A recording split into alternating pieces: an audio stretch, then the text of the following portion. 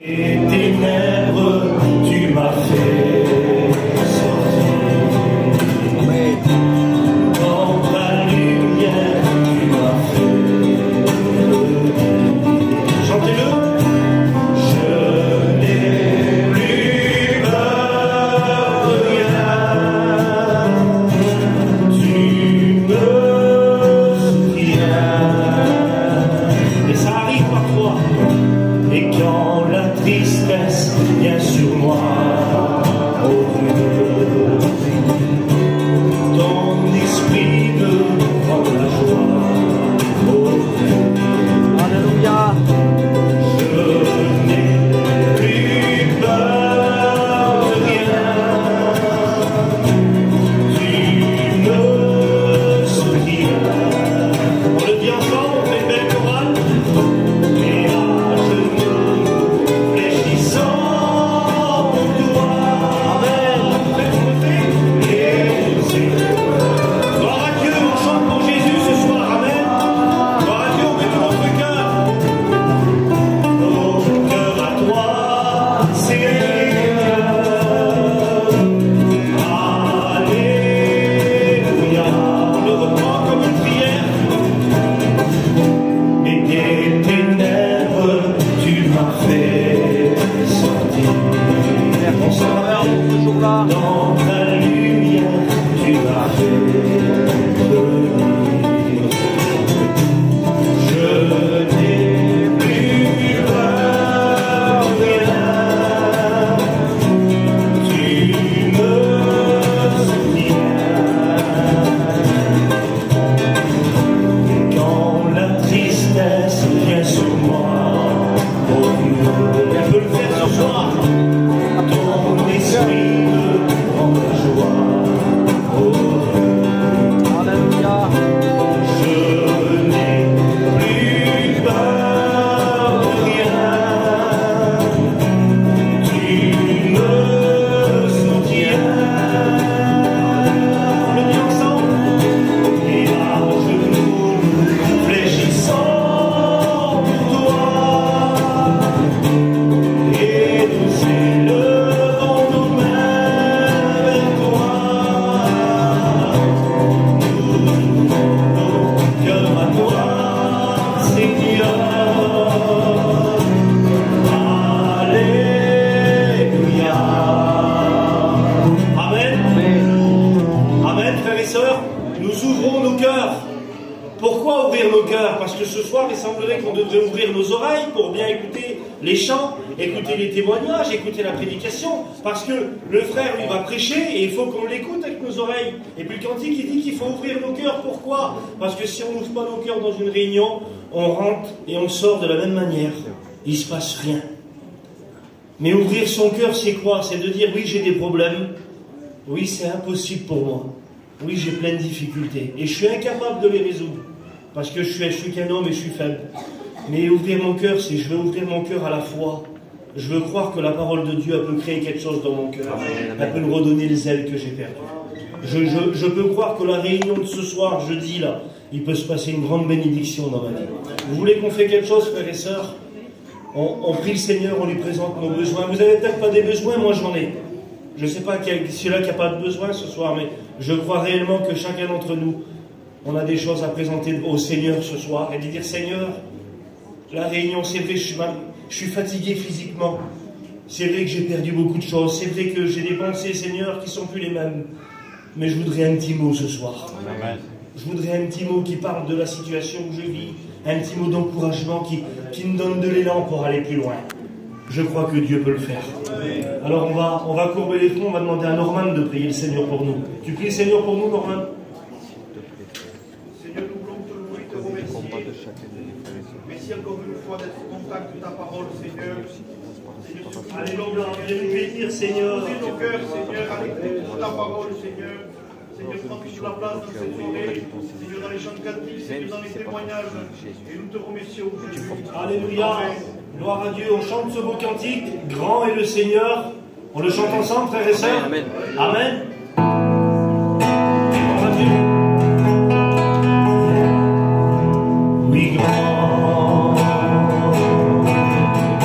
est le Seigneur, digne de notre louange. Amen. La cité de notre Dieu est le lieu saint. Vous le chantez avec moi? Sa joie est dans nos cœurs. Amen. Dis-le que ton Dieu est grand, dis-le ce soir. Oui, grand est le Seigneur victorieux que nous avons. Sur l'ennemi, nous aime à triompher. Oh mon Dieu.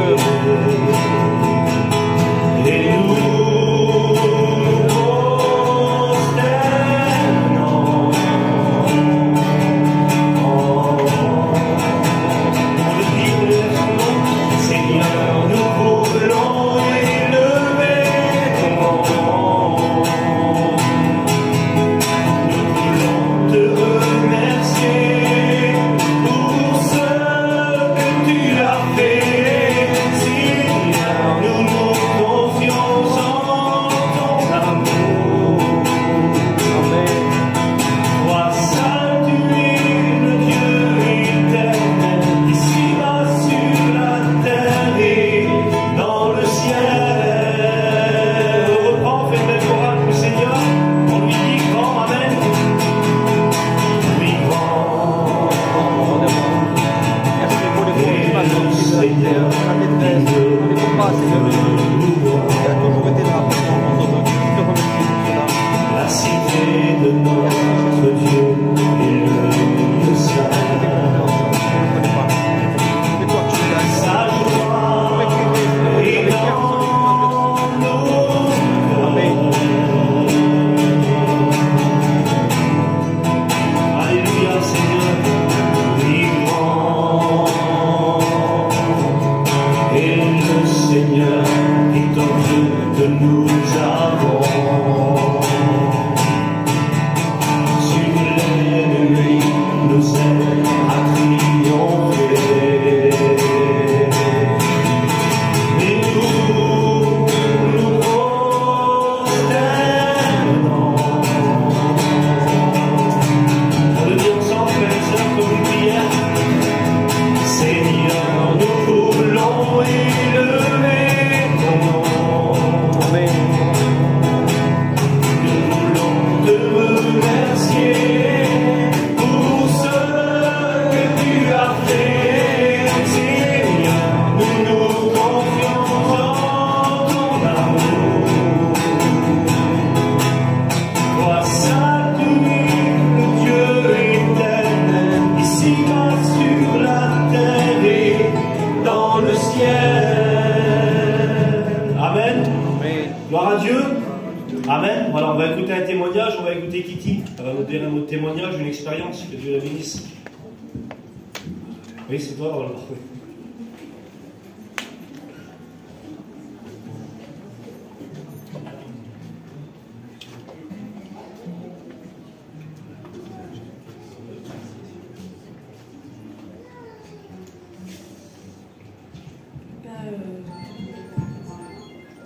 Voilà, mon témoignage, voilà, j'ai déjà dit plein de fois, mais bon, hein, c'est toujours bon de dire ce que le Seigneur y fait. C'est vrai, Dieu.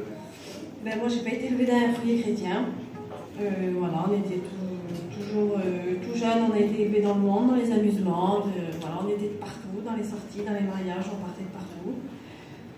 Et puis, à l'âge de 15 ans, j'étais dans une réunion de jeunes et j'avais ressenti la présence de Dieu. Et vraiment, voilà, j'avais vu que c'était la vérité, j'avais aimé, ça m'avait plu. Et j'ai dit que j'avais vu vraiment que le Seigneur était vivant. Et j'ai plus tard, voilà, j'aimais le monde, mais j'aimais bien les choses de Dieu, j'aimais vraiment bien les réunions. Et j'ai essayé de suivre plusieurs fois, à plusieurs âges différentes, mais voilà, j'arrivais pas à prendre des décisions fermes. Et après, je me suis mariée, et puis c'était encore plus dur, parce que lui, il connaissait pas du tout. Tout vers lui, il n'y a pas de chrétiens, c'est vraiment des gens du monde, la fête, voilà. Et c'était dur pour moi. Et j'ai passé par un problème.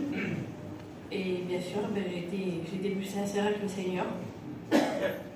j'aurais voulu le connaître normal, par amour, venir comme ça, normal. Mais voilà, il a fallu que je passe par un problème. Je me suis donnée à Dieu, le Seigneur, il m'a béni dans mon problème. Voilà, j'ai resté comme ça 10 ans que j'ai suivi le Seigneur. Il m'avait fait des promesses pour mon foyer. Voilà, lui s'est converti, ça fait 2 ans maintenant. Ça a été dur, c'était pas facile hein, parce que il y avait vraiment des moments compliqués. Souvent je venais au culte et que lui il n'était pas rentré de la soirée du samedi ou du vendredi, parce que ça durait 2-3 jours, ça dépendait. Mais voilà, j'ai resté quand même ferme dans mes décisions et puis souvent le Seigneur, je lui demandais la promesse qu'il m'avait fait, qui me parlait dans une prédication, dans une prophétie, un petit mot d'un serviteur, n'importe qui, et le Seigneur il me parlait toujours. Donc cette promesse je l'ai toujours gardée et maintenant j'en veux le fruit. Voilà. Alors faites une expérience. Gloire à Dieu. Gloire à Dieu. Amen. Gloire à Dieu. On écoute un chant, on écoute notre frère Loïc. Amen. Amen.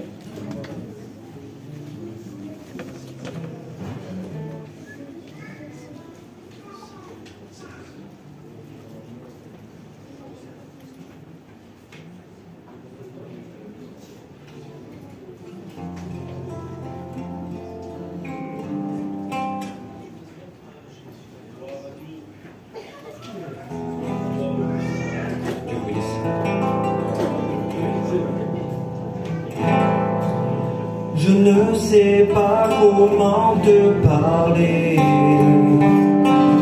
mais je viens devant toi pour déposer tous ces fardeaux si lourds à porter. Je ne suis pas capable d'y arriver.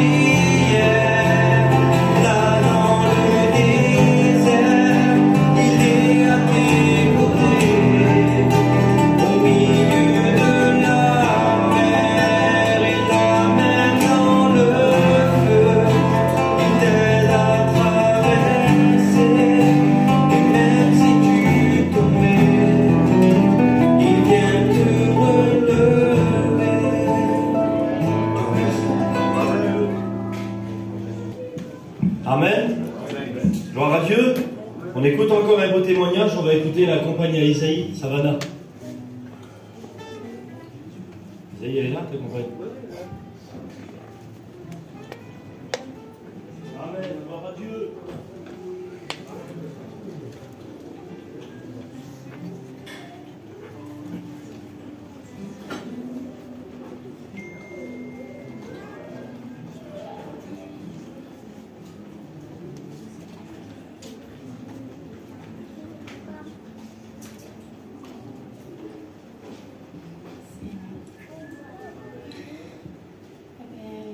Moi, vous savez, j'ai un témoignage très simple.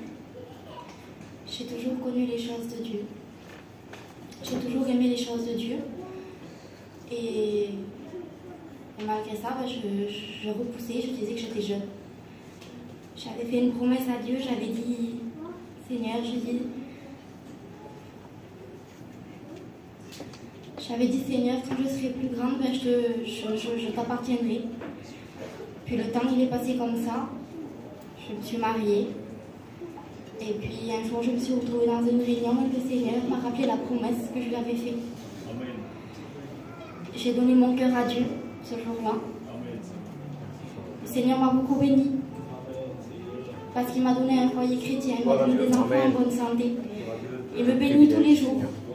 Je remercie Dieu parce que je lui appartiens. Malgré les hauts et les bas, des fois c'est beaucoup compliqué. Mais le Seigneur ne me laisse jamais. Et je remercie Dieu pour ça.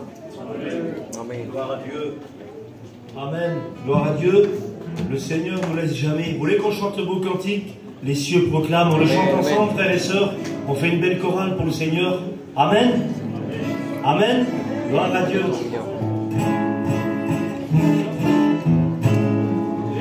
Les cieux proclament. Avec moi, chantez. La gloire du ressuscité.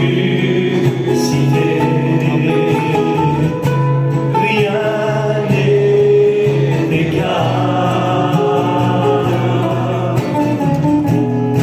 à la bonté du Seigneur. On le dit ensemble. À jamais il sera.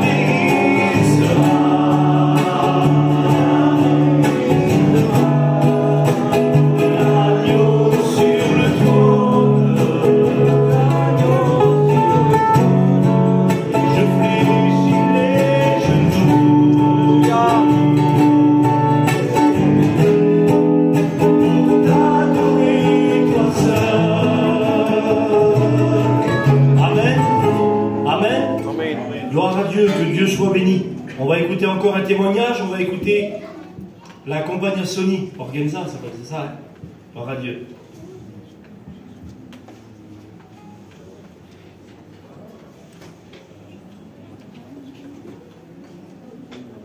Gloire à Dieu.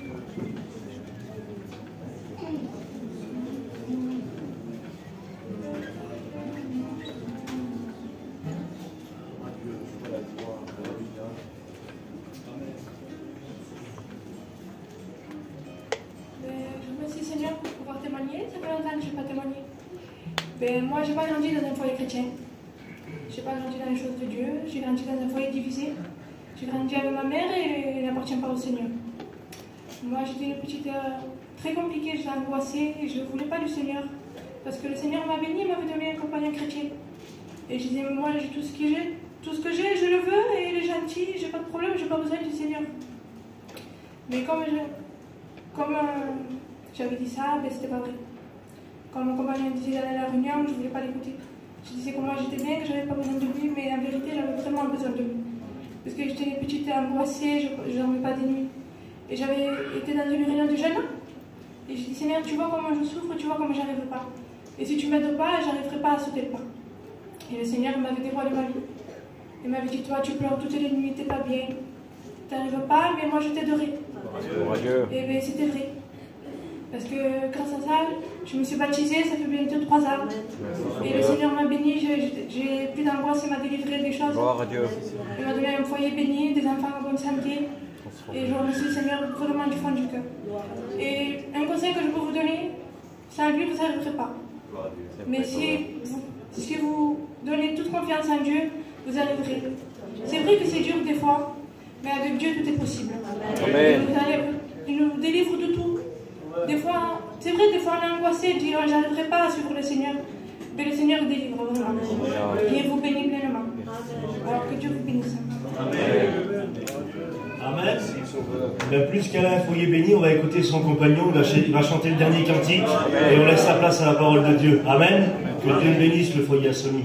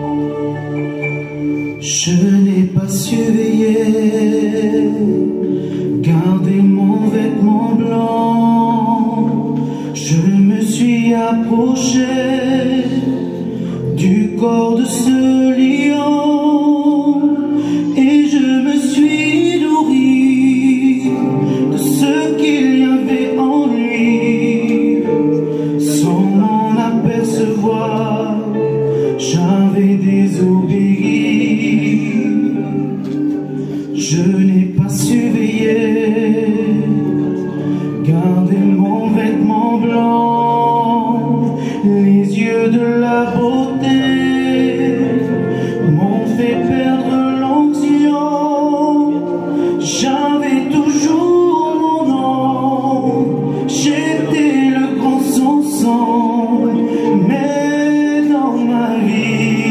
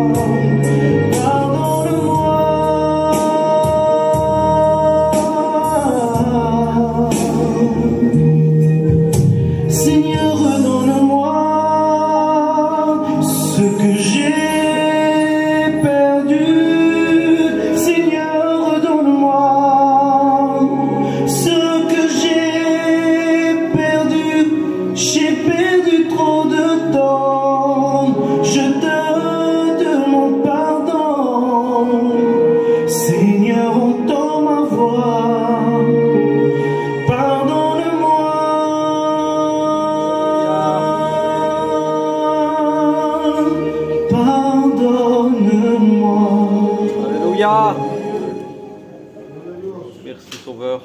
Amen, Seigneur. Bénis ton serviteur Jésus. Gloire au Seigneur.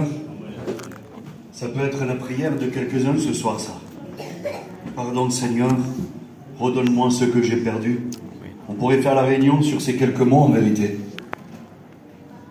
Écoutez, je tiens à vous le dire, c'est pas de la prétention, c'est que de la foi. D'accord? Je viens chargé d'un message pour chacun d'entre vous. Quand je dis chargé, c'est parce que c'est compliqué. C'est compliqué à transmettre un mot, une pensée, une direction que Dieu dépose dans le cœur de l'homme, sans être maladroit dans les mots qu'on choisit, sans oublier quelque chose. Alors je tiens à donner, si vous voulez, le ton de ce message tout de suite. Dieu connaît tous ceux qui sont ici présents ce soir. Il connaît chacun des cœurs. Il n'oublie personne. Si vous dites pas Amen, c'est que vous ne croyez pas. Hein? Donc Dieu n'oublie personne ce soir. Écoutez, je viens vous encourager au nom du Seigneur Jésus. C'est pas rien ça. Oui, je voudrais parler à nos anciens et nos anciennes qui passent par des difficultés. Ceux qui ça fait longtemps, des années et des années qui sont chrétiens et chrétiennes. Et puis quelques-uns de leurs enfants ne sont pas encore convertis. Il y a encore des luttes et des combats. La fatigue de l'âge est là, la chaleur est là, c'est compliqué. Écoutez, anciens, anciennes, Dieu ne vous oublie pas. Amen. Amen. Je viens aussi dire aux jeunes que tous les renoncements dans le monde que vous faites, c'est pas en vain. Dieu voit tout. Amen. Jeunes sœurs, vous qui êtes là aussi et qui vous renoncez à beaucoup de choses pour plaire à Dieu, Dieu ne vous oublie pas. Dieu voit les efforts que vous faites. J'ai un mot pour les prédicateurs de l'évangile. En vérité que c'est vrai, je ne joue pas les rôles, c'est pas un spectacle. Mais je suis venu pour dire ce que Dieu a mis sur mon cœur. Sinon je reste assis. C'est pas en vain ce que vous faites. Ne croyez pas que c'est en vain ce que vous faites, prédicateurs de l'évangile. La Bible dit, envoyez, semez, donnez. Et quand le temps viendra, vous retrouverez ce que vous avez fait. Ce n'est jamais en vain ce que vous faites. Je viens encourager chacun d'entre vous ici présent au nom du Seigneur Jésus. Dieu est témoin de cette réunion. Dieu est présent au milieu de nous. Que Dieu soit glorifié ce soir. Alléluia. Il y a quelque temps déjà que j'entends dire autour de moi que les églises se vident et qu'il n'y a pas beaucoup de monde à l'église. Il n'y a pas beaucoup de monde en ce moment.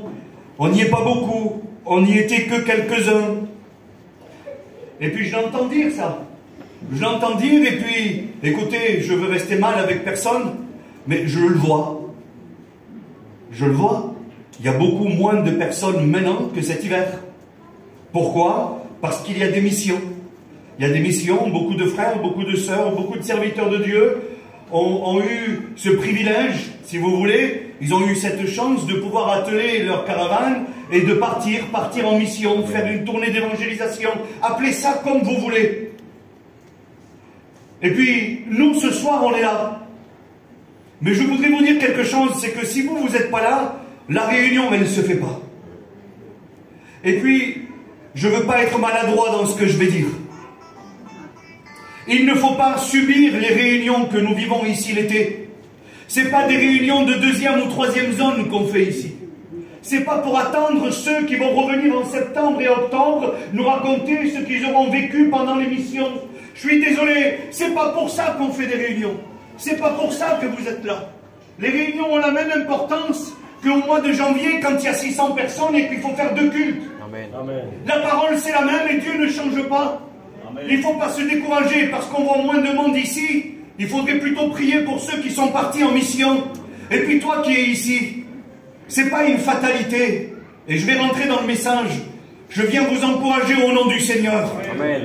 Peut-être que quelques-uns au milieu de nous ce soir n'ont pas pu partir en mission parce que leur voiture, leur camping ne le permettait pas. Ou parce que la maladie est là. Je dis les mots ce soir.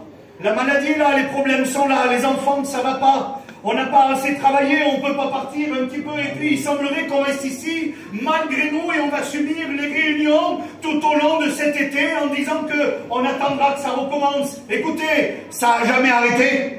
Amen. Je suis désolé, mais je tiens à vous le dire, ça n'a jamais arrêté. Jésus n'a jamais arrêté de bénir dans ces réunions, que Dieu soit béni. Alors vous tous qui êtes ici, écoutez, et prenez-le par la foi, je vous en supplie. Vous pouvez me faire confiance, hein? Prenez-le par la foi. Dieu ce soir a un message pour vous. Amen. Dieu ce soir a un message pour vous, pour tout simplement vous dire qu'au jour d'aujourd'hui, les piliers de l'Église, ceux qui tiennent l'Église, ceux qui font l'Église ici, à Villeneuve-Loubet, aujourd'hui, ce soir, pendant cette réunion, écoutez, c'est vous. Et il faut être fier d'être ici. Ne pas juste dire, ben moi je ne voyage pas. Je dis juste ça et je rentre dans le message. Nous, chez nous, à Nice, là-bas où je suis, on ne voyage pas, nous. On est dans des maisons, on est sédentarisé depuis 50 ans, on ne voyage pas. Je ne suis jamais parti en mission de ma vie. Je suis parti 3 jours, j'ai fait un lit dans un camion, je suis allé sur le terrain, il a plu pendant 3 jours.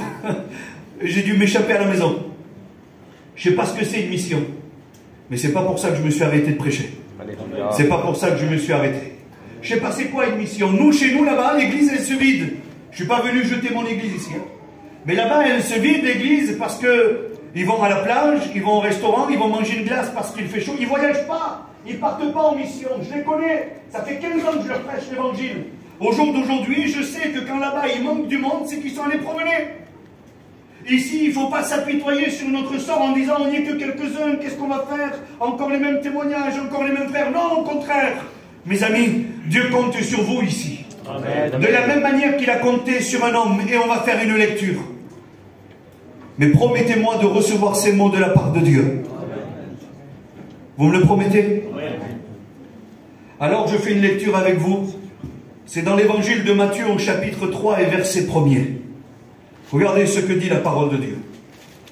En ce temps-là parut Jean le Baptiste, prêchant dans le désert de Judée. Verset 2, il disait, « Repentez-vous, car le royaume des cieux est proche. » Jean est celui qui avait été annoncé par Ésaïe, le prophète, lorsqu'il dit, « C'est ici la voix de celui qui crie dans le désert, préparez le chemin du Seigneur, aplanissez ses sentiers. Amen. » Vous connaissez ce texte de la parole de Dieu, hein? Il est question d'un homme, pas n'importe qui, c'était Jean le Baptiste. Et la Bible dit qu'en ce temps-là, eh bien, il va se dévoiler, il va se révéler, si vous voulez. Et puis, il va se mettre à prêcher dans un endroit qu'il n'avait peut-être pas choisi. Écoutez, c'est pas lui qui avait choisi d'aller prêcher dans le désert de Judée. Il avait été annoncé. Lui, il n'a fait que obéir à la situation que Dieu l'avait mis devant lui. Écoutez, il y a les anciens qui sont là. Je suis sûr que si Jean-Baptiste aurait voulu, il aurait désobéi à Dieu. Parce que Dieu force personne. Dieu ne va pas dire, bon, mais toi, tu seras un super chrétien parce que je veux. Non. Il met tout en sorte pour que tu puisses y arriver, mais il y aura ta part à faire. Si Jean, là, non, je ne me trompe pas. Si Jean le Baptiste aurait dit, non, non, non, je ne veux pas aller prêcher dans le désert, je préfère aller dans un temple. Ça aurait été Jean le Baptiste. Si. Mais voilà. Il n'aurait pas été à la place que Dieu l'aurait placé. Il n'aurait peut-être même pas accompli les mêmes choses qu'il aurait dû faire. Dieu l'a annoncé parce qu'il connaît tout. Il ne faut pas confondre la préscience de Dieu, c'est un peu compliqué mais c'est vrai, que Dieu sait tout, et la prédestination. Ce sont deux choses qu'il ne faut pas confondre, ça. La prédestination, c'est que tu n'as pas le choix. Je te force à faire comme ça. Jean le Baptiste, moi je pense qu'il avait le choix, comme toi ce soir tu as le choix d'accepter ou pas, de faire ou de ne pas faire. La prédestination, c'est qu'il t'aurait prédestiné à t'asseoir au premier rang, même si tu ne voulais pas, c'était comme ça. Et puis moi je pense, excusez-moi des mots que je vais employer, mais je vais vous choquer, je le fais exprès, Dieu ne veut pas des chrétiens en carton qui placent où il veut et qui ne bougent pas, et qui sont commandés par une télécommande et qui n'y a rien en eux. Je suis désolé. Dieu, ce qu'il veut, c'est des hommes de conviction, c'est des femmes de choix, c'est des hommes et des femmes de caractère pour Dieu. Alors oui, Jean le Baptiste, lui, il va prêcher dans le désert. Il va prêcher dans le désert et il y a plusieurs raisons pour lesquelles ils l'ont mis ici pour prêcher. Sûrement que si on lui aurait posé la question, s'il ne connaissait pas la volonté de Dieu, Jean, tu veux prêcher où? Ben, sous les oliviers à l'ombre là-bas. En mission, sur un beau terrain, là où il y a de l'herbe. Et puis là, on rentre dans le message. Là où il y a tous les campings, où tout se passe bien. Sûrement qu'il aurait eu une préférence pour un endroit privilégié. Mais non. Dieu l'a placé dans le désert. Dieu l'a placé, en vérité, où personne ne va. Je suis désolé. Personne ne va promener par hasard dans un désert où il n'y a pas d'eau, il n'y a pas d'ombre, on meurt de chaud, il y a plein de vipères, il y a plein de choses qu'il ne faut pas. On ne va pas prêcher dans un désert ou promener dans un désert parce que nous, on l'a voulu. Derrière tout ça, il y avait la volonté de Dieu. Et je pense que vous êtes d'accord avec moi. Et regardez un des plus grands symboles qu'il y a, et puis c'est ce que je voudrais vous dire ce soir. La seule et unique chose qui attirait les gens à aller dans le désert, c'était entendre le message que Jean le Baptiste donnait. Ils n'y allaient pas pour promener. Ils n'y allaient pas pour passer un temps, pour manger une glace. Ils y allaient parce que cet homme avait été annoncé par l'Éternel. Et pour pas qu'il y ait de tromperie, pour pas qu'il y ait de doute, la Bible dit, il avait été annoncé par Ésaïe. Pas le charcutier, pas le boucher, non, non, le prophète. Là, ils vont appuyer parce que c'est la vérité. C'est le prophète qui l'avait annoncé. Il y avait quelque chose, mes semblables. Il y avait quelque chose qu'il devait se produire. Alors lui, il va accepter. Il ne va pas se morfondre. Il n'a pas dit à Dieu, Seigneur, tu m'aurais envoyé dans le temple, c'était mieux. Tu m'aurais envoyé dans cette place qui est là-bas, c'était mieux. Tu m'as mis dans le désert. Ben, c'est pas grave. Dans le désert, je ferai ta volonté. Alléluia. Et puis je dis ça pourquoi? Parce que, je suis désolé, je vous l'ai dit, j'ouvre mon cœur ce soir, je ne suis jamais parti en mission, moi. Peut-être qu'ici, ce soir, il y a des gens qui ont déjà été partis en mission, mais que cette année, ils n'ont pas pu. Pour quelque raison que ce soit. Et puis moi, je lance la pierre ce soir. Est-ce qu'il faut attendre de partir en mission pour faire la volonté de Dieu? Est-ce qu'il faut attendre le retour de ceux qui sont partis tout l'été en mission pour attraper quelques bénédictions et attendre juste les miettes qui vont tomber? Je parais être dur ce soir, mais en vérité c'est un mot d'encouragement que Dieu a mis sur mon cœur. Écoutez, il ne nous manque rien ici pour proclamer la gloire du Seigneur. Amen. En vérité que c'est vrai, on n'a besoin de rien de plus, le Seigneur est au milieu de nous. Alors là, il va se trouver dans le désert. Il va se trouver dans le désert, dans l'endroit qu'il n'avait peut-être pas choisi. Mais il va assumer, lui. Il va assumer d'être dans le désert et faire la volonté de Dieu. C'était ce qui le préoccupait. Sûrement que vous avez des copains qui sont partis en mission. Je me trompe ou pas? Vous avez des garçons que vous fréquentez toute l'année pendant l'hiver. Là, ils sont en mission. Hein, tous. Voilà. Écoute, il y en a qui sont en mission, mais qui sont au chômage. Toi, tu travailles. C'est ça. Frères et sœurs et amis, il ne faut pas se dire, oui, mais en mission, c'était bien. J'aurais voulu partir un petit peu, prendre de l'air. En mission, on ne part pas juste pour des vacances, ou sinon on reste ici, c'est mieux. Je vous le dis en vérité, si c'est juste ça la vision qu'on a aujourd'hui des missions de l'été, on se trompe. Aujourd'hui, une mission, c'est pour propager l'évangile. Pourquoi on ne pourrait pas continuer à le faire ici pendant l'été? Il y a des foyers autour de vous, des caravanes autour de vous, sur le terrain où vous êtes, et ils ne sont pas convertis. Ils n'entendront jamais prêcher ceux qui prêchent là-bas dans la mission sous le chapiteau, mais ils verront votre témoignage à vous. Jean le Baptiste avait choisi d'obéir à Dieu, de rester dans le désert. La preuve, regardez ce qu'il va faire. La Bible dit, je fais la lecture, verset 4, Jean avait un vêtement de poil de chameau et une ceinture de cuir autour des reins. Il se nourrissait de sauterelles et de miel sauvage. Je suis persuadé que le jour où il s'est engagé à obéir à Dieu, il n'avait pas l'habitude de manger du miel sauvage et des sauterelles. Et les vêtements qu'il portait n'étaient certainement pas des vêtements en poil de chameau. Je le dis comme ça, hein, c'est ma réflexion. Il a dû assumer le choix qu'il a fait. Il a dû l'assumer et dire, ben maintenant je suis ici et j'obéis à Dieu. En quelques mots, je suis chrétien et je vais faire la volonté du Seigneur. Amen.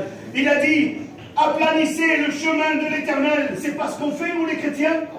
Quand on vient témoigner, les sœurs, vous êtes venus témoigner, le garçon, vous avez chanté des cantiques. Qu'est-ce qu'on fait quand on fait ça? On n'attire pas la gloire sur nous. On travaille pour l'Éternel, pour qu'on puisse dire, oh, t'as vu le foyer de Sony? C'est vrai qu'ils sont bénis quand même. T'as vu la sœur, l'autre, elle est venue, elle a témoigné comme ça et comme ça. Seigneur, Dieu est vivant encore.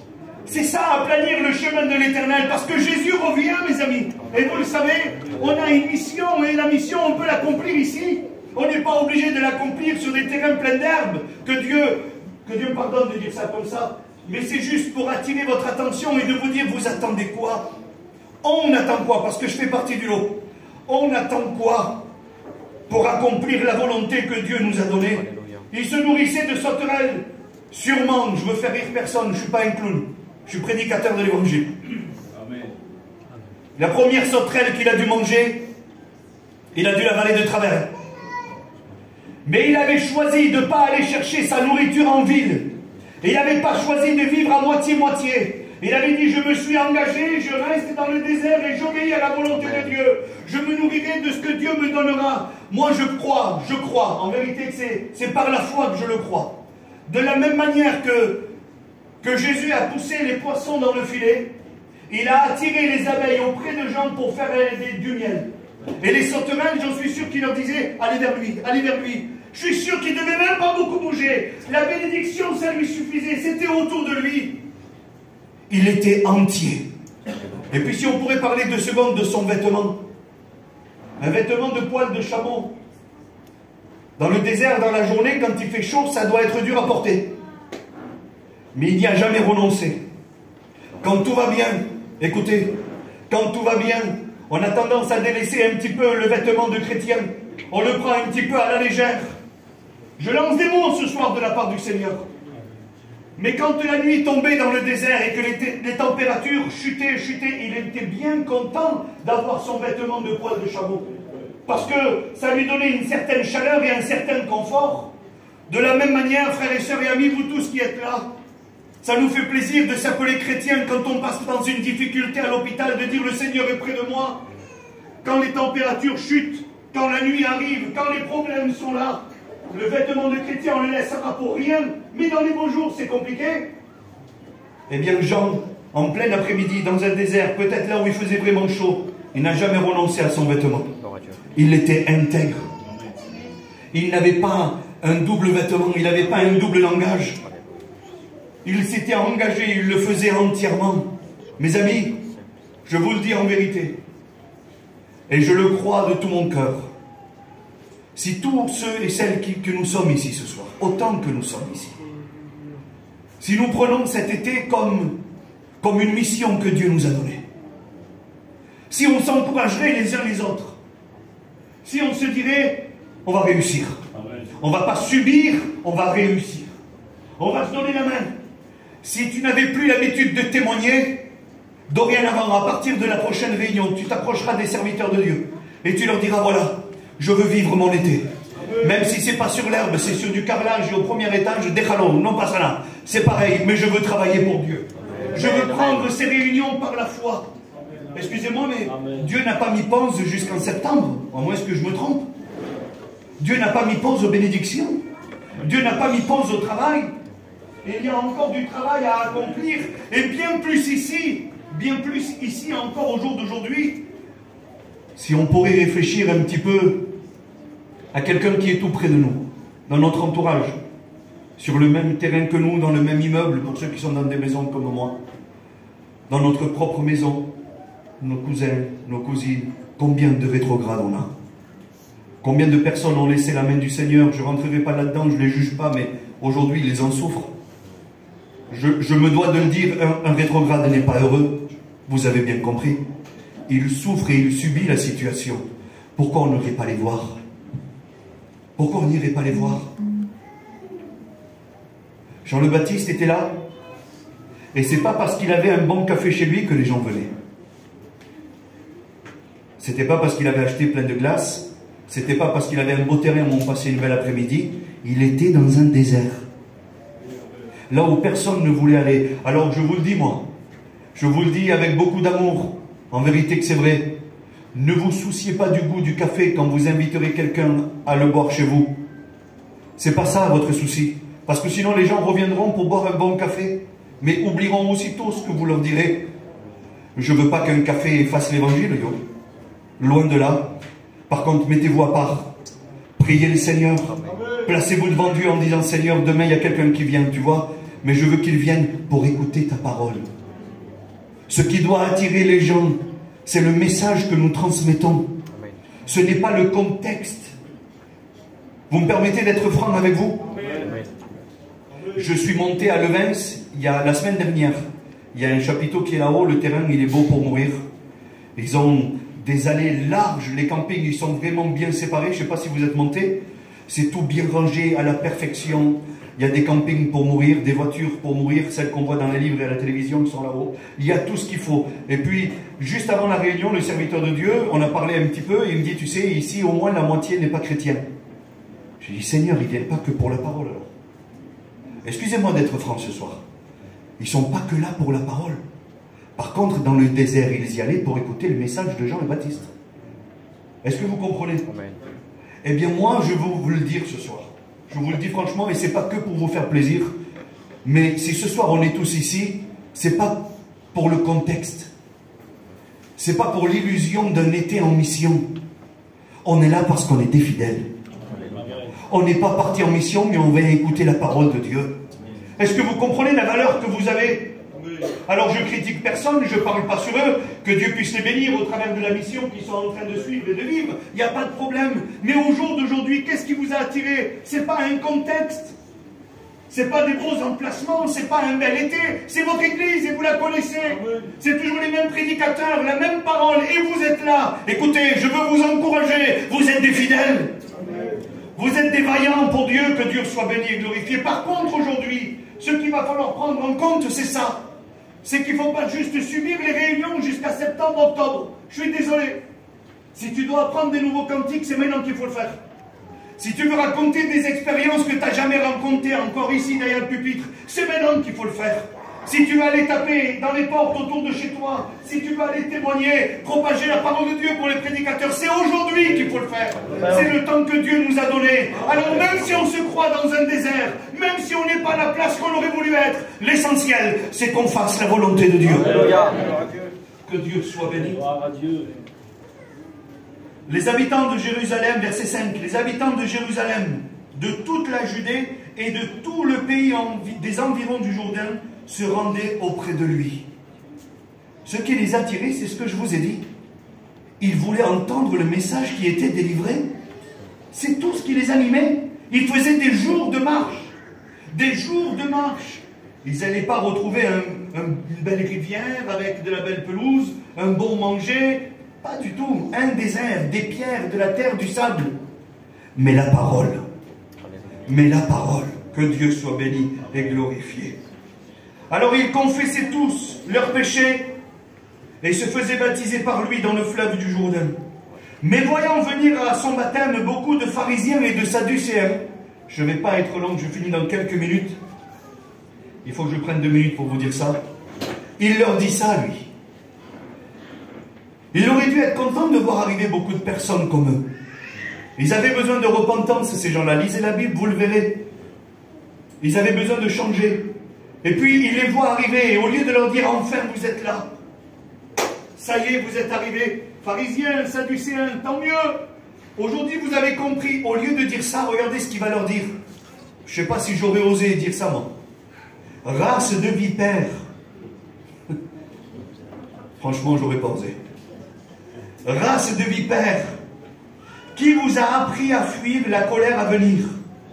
Produisez donc du fruit digne de la repentance et ne prétendez pas dire en vous-même, nous avons Abraham pour père. Car je vous déclare que de ces pierres-ci, Dieu peut susciter des enfants d'Abraham. Je vais vous dire ça et puis après on priera le Seigneur. Jean le Baptiste était en train de prêcher depuis pas mal de temps déjà. Le temps était passé parce qu'il avait changé ses vêtements, il avait changé sa manière de se nourrir, il s'était installé. Il était là et puis les gens venaient, les gens faisaient des jours et des jours de marche, il s'approchait, il va voir arriver des pharisiens. Juste pour vous faire rappeler, un jour Jésus a dit 2 ou 3 mots au sujet des pharisiens. Jésus lui-même a dit, faites ce qu'ils vous disent, mais ne faites surtout pas ce qu'ils font. C'est Jésus qui a dit ça. C'était pas un jugeur, Jésus. Est-ce que vous avez compris? Il connaissait tout, on peut lui faire confiance. Mais lui, Jean, il va beaucoup plus loin. Et il va dire ça. Race de vipères, qui vous a appris à fuir la colère à venir? Alors je vais vous le dire comme on doit se le dire ce soir. Vous venez juste pour pas aller en enfer?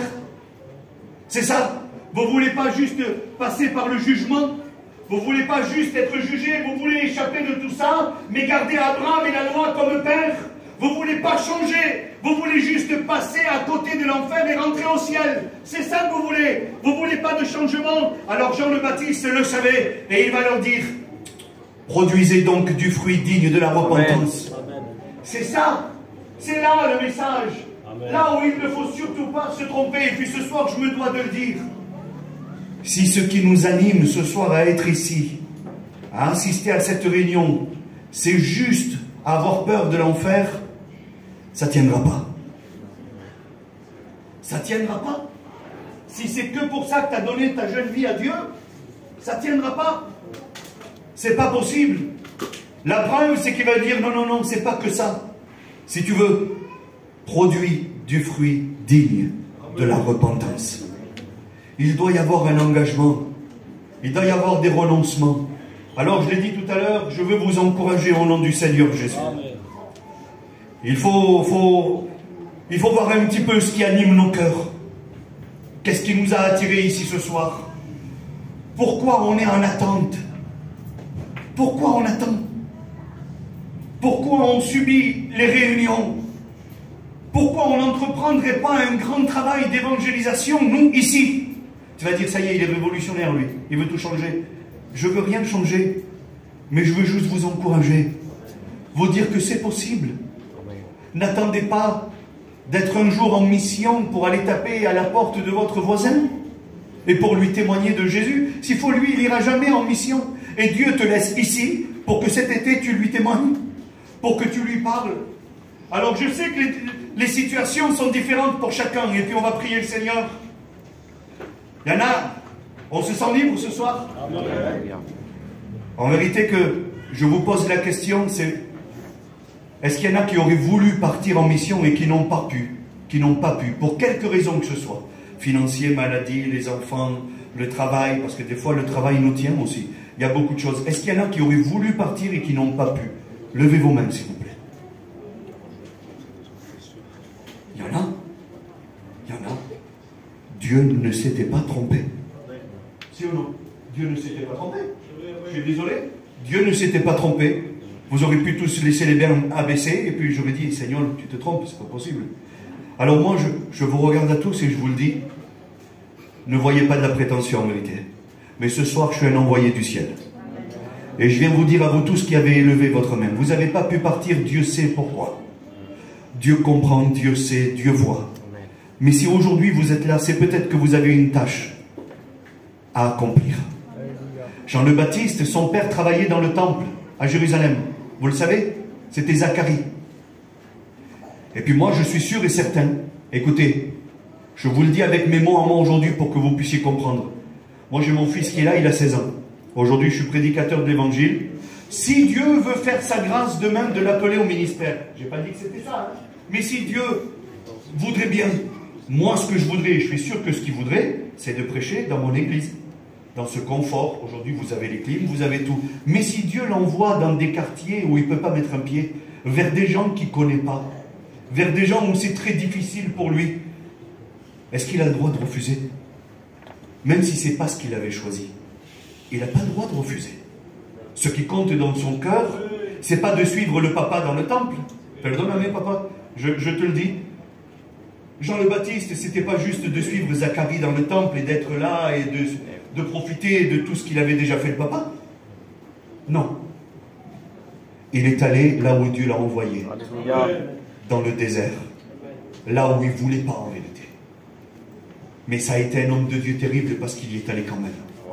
Il a dit, tu m'as mis dans le désert? Ah si. Eh bien je vais prêcher. Que Dieu soit béni. Ah, tu m'as mis dans le désert? Je mangerai des sauterelles.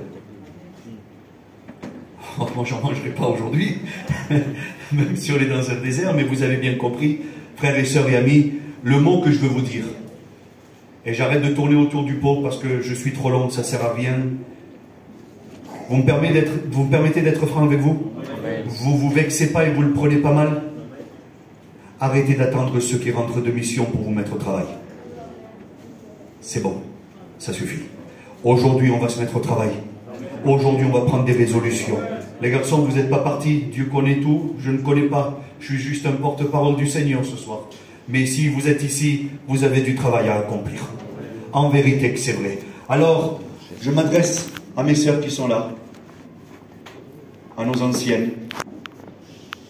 Travaillez pour Dieu. Amen. Dieu a besoin de vous. Votre sagesse, votre douceur, vos conseils, vos bons gâteaux que vous faites. Ah, Seigneur, si vous m'appelez, moi je viens. Mais je vous dis ça, c'est pour vous encourager. Mes anciens qui sont là aussi, je vous le dis, n'ayez pas peur de vous fatiguer. Dieu vous renouvellera les forces.